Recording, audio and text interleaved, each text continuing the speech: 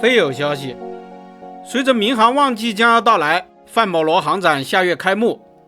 抢飞机大战的火药味越来越浓。现在航空公司的生意很好，多家公司利润创新高，但倒霉的是，空客与波音最近都发生了严重的质量问题，飞机产能不足，业界一片哀嚎。空客的 PW1100G 发动机批次性故障，现在导致全球许多的客机趴窝。最近它还被爆出供应链跟不上的情况，有可能影响全系列产品的交货速度。波音更是糟糕，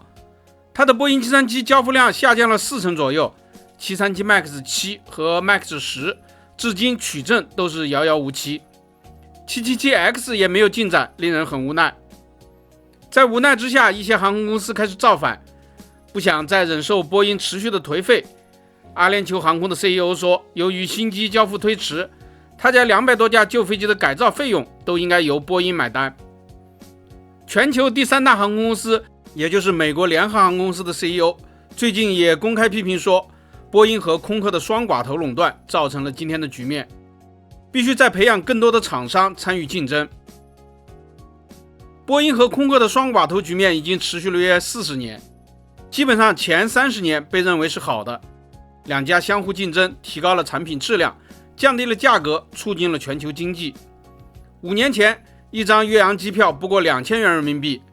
国外的短途飞行经常只要100元人民币左右，大家还以为平民飞行时代已经来临。但是经过737 MAX 的2次严重空难和疫情之后，大家突然发现机票价格变高了，现在跨大西洋的航线动辄要3500元，东南亚机票也经常要400多元。现在除了韩国、印度和越南的机票还比较便宜之外，几乎飞哪里都是支出要翻倍。但最可恨的是，有些地方的工资还没有上涨。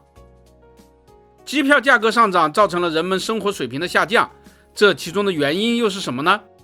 除了国外民众出行愿望变得强烈之外，不少分析都认为与波音的颓废有关。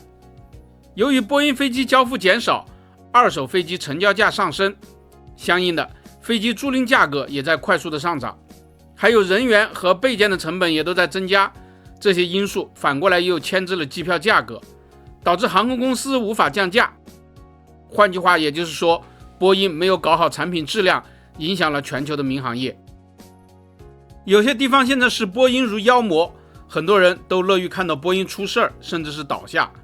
但可能这很多人也都想不到，其实也会牵连影响到自己的荷包。那么美联航 CEO 的意思是什么呢？如何培养更多的厂商替代波音和空客呢？怎样才能结束双寡头的统治呢？关于这一点，其实他也有论述，其中主要提到了巴西。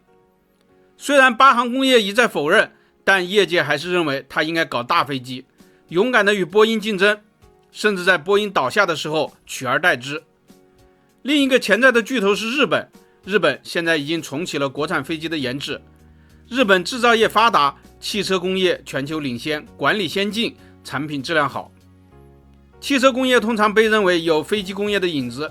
因此由日本牵头搞干线客机也是众望所归。全球有许多资金都表示愿意与日本合作搞大飞机，在必要时取代波音。但俄罗斯是没有希望的，没有人认为俄罗斯会成为航空工业的一极。俄罗斯现在最主要的问题是吹牛，口气太大，不踏实做事情。比如他前段时间公布的修订后第3版的俄国产飞机愿景，到2030年要生产990架大小飞机，等于是每年差不多150架，很有想法。但他的寡头政治不足以支撑合理和科学的商业研发，他糟糕的汽车工业也显露出了企业管理落后，难以搞好产品质量。波音也许倒下，也许改进错误，重新振兴，但就目前来看，它的颓废确实引发了极大的不满。美联航的 CEO 认为，波音早就应该搞新的中型干线客机，而不是在短腿的波音737上改来改去。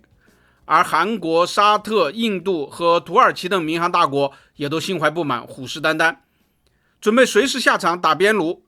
如果这些国家一哄而上去捧巴西或者日本，世界航空工业的格局或许真的会发生变化。朋友们，你们对此如何看呢？欢迎弹幕评论留言。本期咱们就聊到这里，下期见。